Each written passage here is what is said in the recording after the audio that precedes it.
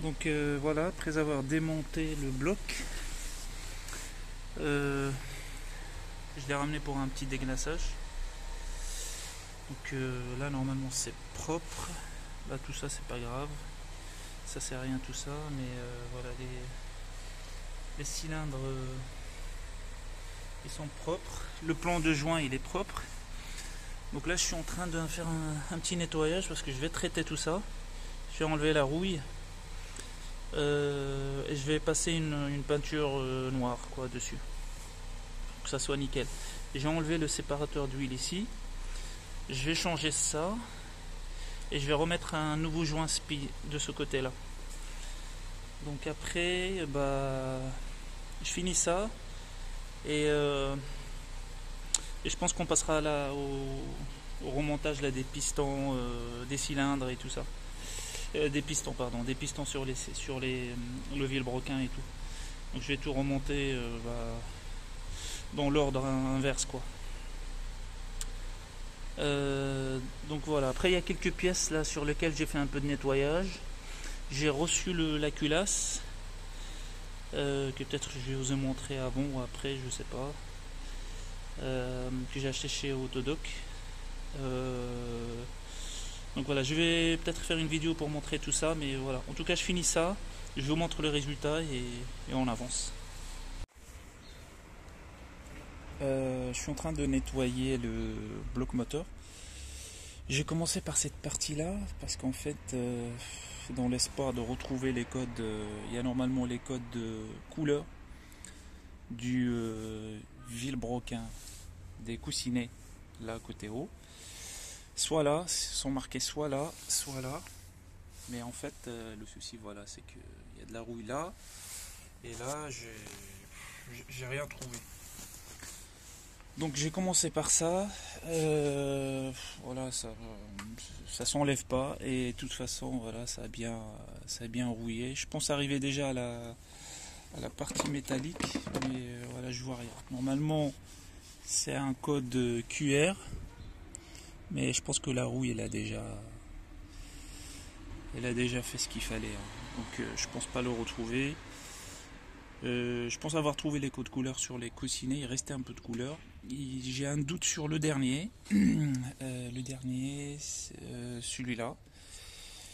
Je pense que c'est un noir, mais à voir. Et je vais quand même faire du plastigage là. Donc là c'est que du vinaigre. J'utilisais du vinaigre, c'est vraiment efficace. J'utilise cette brossette là pour nettoyer les vis, les filetages et tout ça. Je nettoie avec ça, une petite brosse comme ça, et une brosse métallique, un truc pour bébé là, pour biberon. Ça c'est bien en fait dans certains endroits où c'est où j'avais nettoyé, j'ai utilisé ça. J'ai nettoyé, ah oui, j'ai utilisé ça pour la culasse. Vous voyez l'admission là derrière là. Alors ça marche très bien là-dedans. Enfin, ça marche très bien. Ça fait, voilà, ça fait son job, mais elle n'est pas très agressive. Voilà. Ça coûte 1 € et quelques à Action, donc ça va. Donc je vais nettoyer tout ça. Je vais enlever surtout le vinaigre, je ne vais pas le laisser. Je mets de l'eau savonneuse, je rince et je remets une couche de WD-40. Tout de suite après, je veux pas que ça rouille.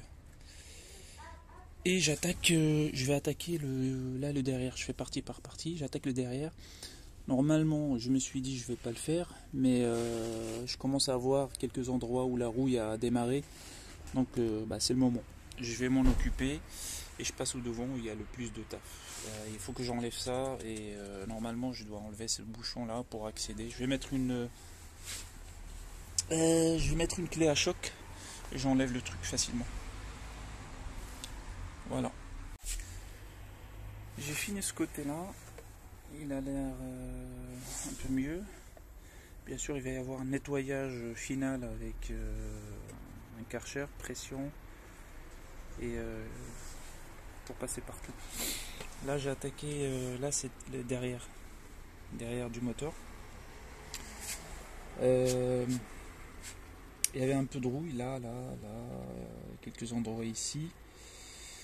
Ici, là en bas c'était bien. Je pense qu'il y avait un peu d'huile là, donc ça a protégé.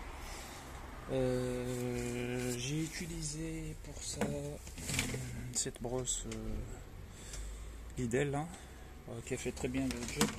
Par contre, je crois que la brosse elle est un peu plus grande, donc elle rentrait pas un peu ici, là et tout. Donc j'ai dû utiliser un peu le tournevis pour enlever.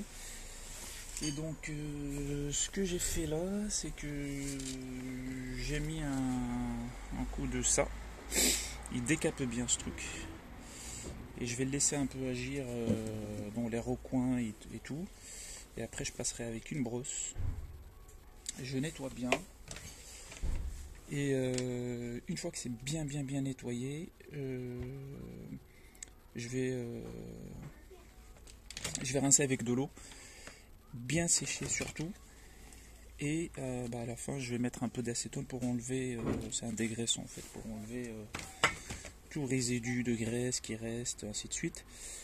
Et pourquoi je fais tout ça? C'est pour attaquer avec ça. Donc ça c'est transformateur de rouille. Il va transformer toute la rouille là en une couche un peu noire résistante. Et donc une fois que ça c'est fait, j'ai pas encore choisi quelle couleur, quelle couleur, je vais rester sur ça, je vais pas mettre des trucs absurdes. Mais je vais rester sur le noir, mais je sais pas quelle marque. Je veux pas mettre n'importe quoi. Je veux pas que ça brille trop. Et je veux pas que ça soit trop mat. Je vais reprendre un peu la couleur qu'il y avait avant, avec l'effet qu'elle a. C'est mat, voilà, un tout petit peu brillant. La saleté elle accroche pas dessus, pas beaucoup. Voilà, je sais pas encore quoi choisir comme couleur, comme produit.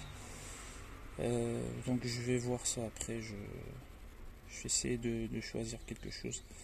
Et pour le moment je peux avancer, donc je mets ça parce qu'il faudrait 24 heures là pour ce truc là pour agir. Donc j'ai encore le temps. Et après la partie où il y a plus de taf, c'est devant. Et voilà, donc je vais finir ça, je vais vous montrer le résultat après. J'applique le produit, je le laisse sécher et je vais regarder devant. Je viens de passer la première couche de ce produit là, Frametto Rubson, acheté à 17 et quelques chez Leroy Merlin. J'ai à peu près trouvé le même prix sur Amazon, donc j'ai pris là-bas.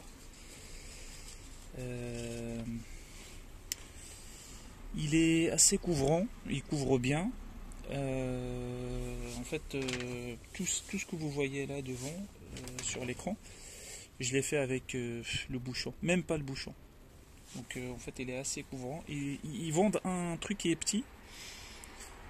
Plus petit que ça, il fait 7 €, mais je pense que ça fera l'affaire pour un bloc moteur, mais moi j'en avais besoin dans ce truc là, je vais l'utiliser sur d'autres projets, probablement, que je mettrai sur la chaîne.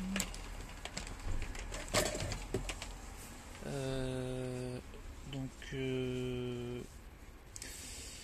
il faut, avec le produit, voilà, un petit pinceau, il faut pas essayer de trop couvrir. Il faut y aller avec une petite couche comme ça, laisser agir. Je pense il agit en 15 minutes. Là par exemple, il y avait un peu de rouille ici avant. Ça noircit. Là, il y en avait là. Je crois que je vais repasser un autre coup ici, là, vous voyez, dans les coins, pour vraiment bien traiter le truc. Surtout là, dans les recoins là, c'est là où la rouille elle a commencé à attaquer. Je vais le laisser agir. Je ferai probablement une deuxième couche et ce sera bon pour ce côté. Ce côté là il est nickel. J'ai encore un peu d'espoir là pour ce truc là. Je vais essayer de voir avec de l'acide. Je vais voir. Je laisse agir. Je refais une deuxième couche et ça sera fait pour ça. Je montrerai le résultat après final. Et je passerai sur la partie devant. La partie devant, elle est pas il n'est pas aussi compliqué. Il est un peu chiant parce qu'il faut enlever l'arbre d'équilibrage. Derrière, je vais vous montrer, il y a un joint que il fuit pas, mais je vais le changer. Je vais pas attendre que ça fuit. Je l'ai déjà commandé. Je le change aussi. Voilà, le but que ça soit nickel ce truc. Là, l'effet qu'il y a là, on dirait que j'ai mis une peinture, mais j'ai pas mis encore de peinture. Mais la couleur du produit, c'est un peu un gris vraiment foncé, donc il est vraiment couvrant. Donc je fais ça et je vous montre après le résultat et on fera aussi devant. Je vais vous montrer aussi ce que j'ai fait sur le bloc moteur, mais ça sera après sur le résultat final. Ce côté-là, il n'y a rien à faire. Il n'y a que le plan de joint que je vais, voilà. Je vais voir la peinture comment il est sur ce côté-là. Parce qu'en fait, là normalement il y a de l'huile, il n'y a pas de souci. Mais c'est plus devant où je dois vraiment bien travailler. Donc voilà. Bon, à toutes. J'ai commencé à faire le devant. Il y avait un peu beaucoup de saleté ici. Et du coup j'étais obligé d'enlever cet engrenage là. Il y avait la courroie de pompe à eau qui était dessus. Ça m'a aidé un petit peu on était deux, pour pouvoir l'enlever avec une clé à choc. Donc j'ai enlevé ce truc là pour pouvoir y accéder. J'ai enlevé ce truc pour pouvoir y accéder depuis l'autre côté. Ça j'ai mis une douille de l'autre côté, j'ai tapoté, j'ai enlevé. Ça je le remets, je vais juste le nettoyer. Mettre le frein filet là, ou un truc ici pour qu'il bouge pas. Nettoyer là. Donc là je vais pouvoir travailler ici. Ça je vais enlever parce qu'il y a un joint torique là, ici. Ça il faudrait que je mette un neuf. Je vais commencer à attaquer de ce côté là pour faire pareil comme on a fait derrière. Et voilà. Donc je vous reprends après quand j'aurai fait tout ça. Je vais sortir l'arbre d'équilibrage pour pouvoir travailler tranquillement et je vais le contrôler. Parce que normalement il y a là quelque part il y a des sortes de filtres dessus, des petits filtres comme ça, des tamis. Je regarde s'ils sont pas cassés. Et voilà. Toujours sur le bloc moteur, j'ai fait un peu de masquage.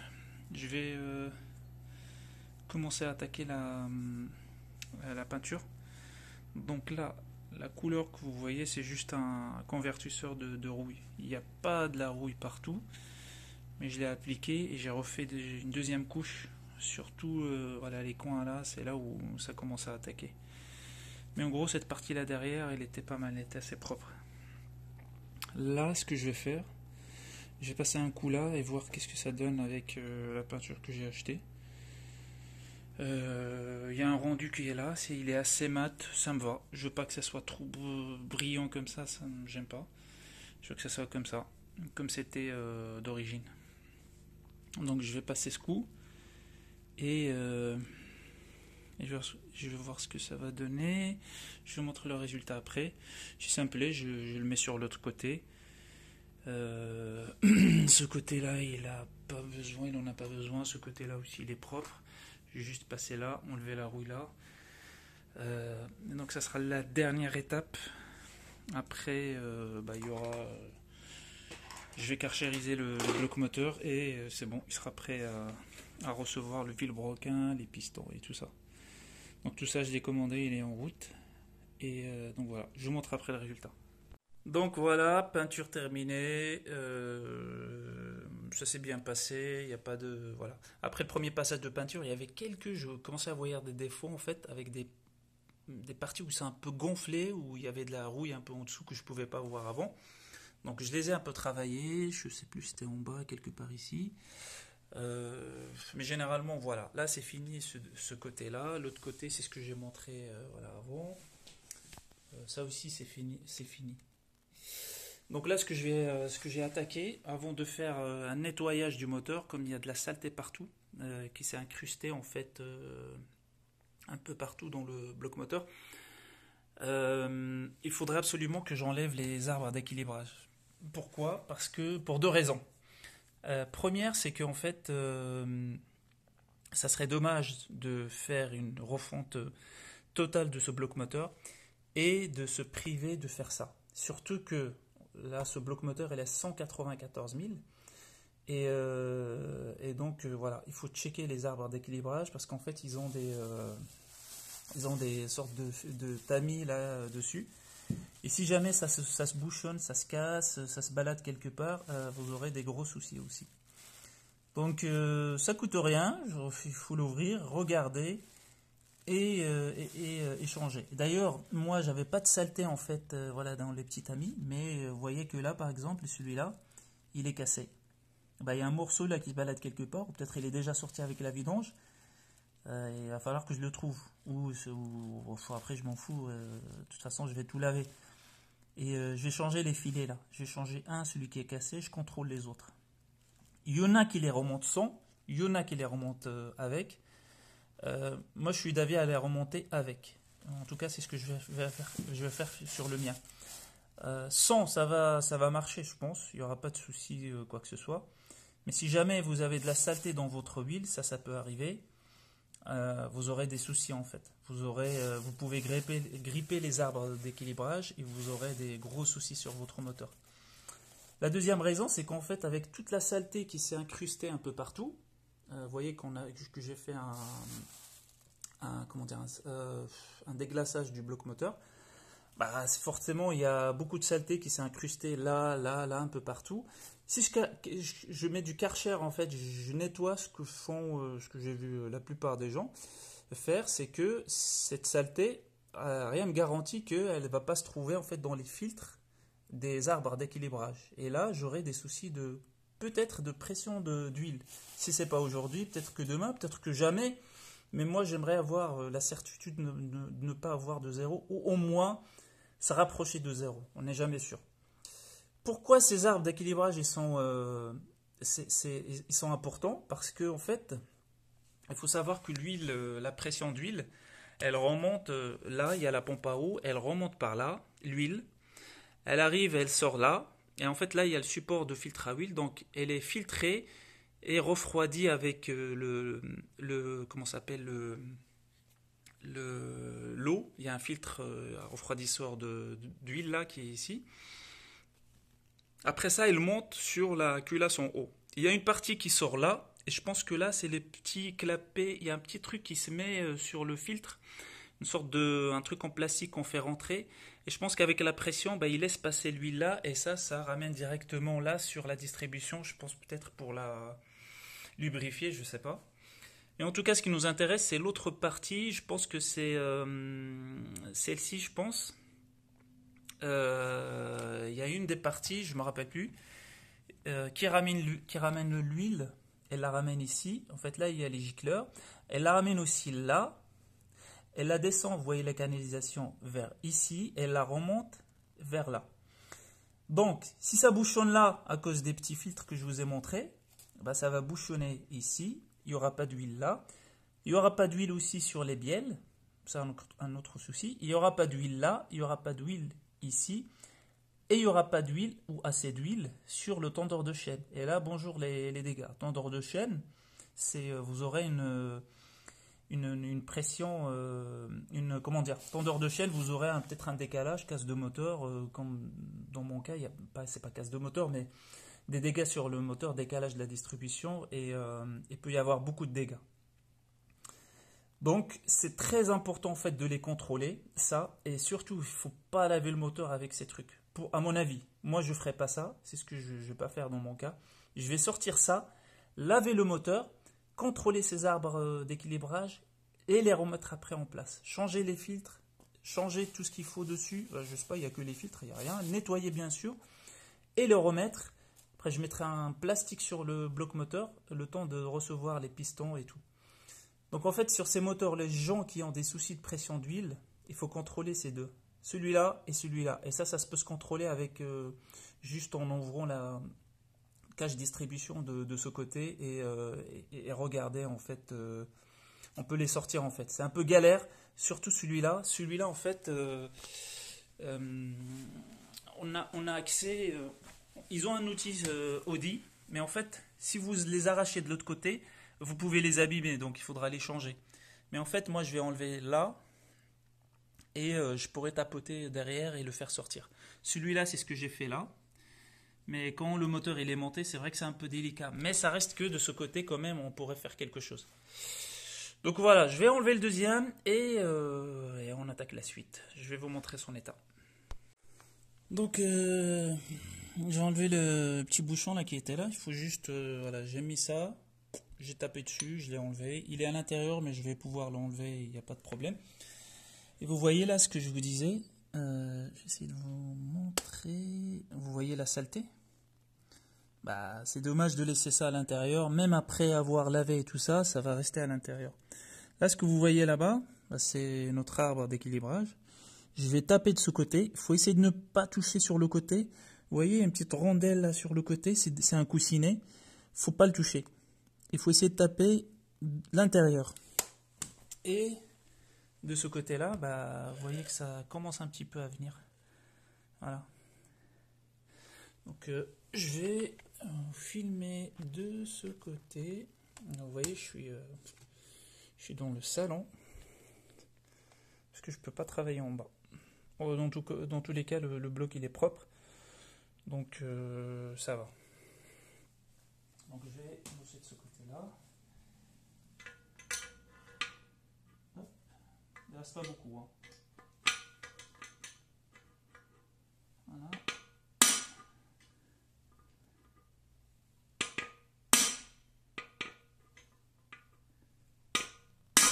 Voilà. Voilà notre pote. Hop, hop, hop. Voilà. Voilà, voilà. Voyons voir son état. Franchement, il est nickel. Il est nickel. Il est nickel. Voilà. Ça, ce petit jeu-là, c'est normal. Il n'y a pas de souci. Il est nickel. Donc là, voilà, c'est plus rassurant maintenant. Je pourrais le remonter, il n'y a pas de problème.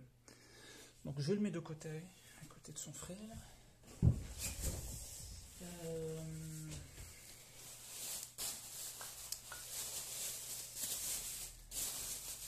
Voilà, tac, je le mets là. Après, il n'y a pas de crainte de les mélanger, quoi que ce soit, ils ne sont pas pareils, il y a une différence. L'autre, il y a la pompe à eau qui se branche de l'autre côté. Il faut essayer de ne pas rayer cette partie-là, parce que ça glisse sur des coussinets. Je sais pas si les coussinets ont besoin d'être changés, je vais voir. Voilà, voilà. Hop, je le montre. Je vais vous montrer. Ah, ça a coupé, je vais vous montrer le coussinet. Je sais pas si on va pouvoir le voir. Vous voyez le truc gris là, c'est le coussinet ça. Donc voilà. Alors maintenant, bah, il n'y a que caractériser ce bloc moteur. Ah oui, il y a un truc plastique là, je vous ai pas montré. Ouais, ça, on va le pouvoir faire sortir. En fait, il y a cette petite ouverture là, et celle-ci, elle se met en bas. Elle se met en bas, et il y a un petit détrempeur là qui se met en haut.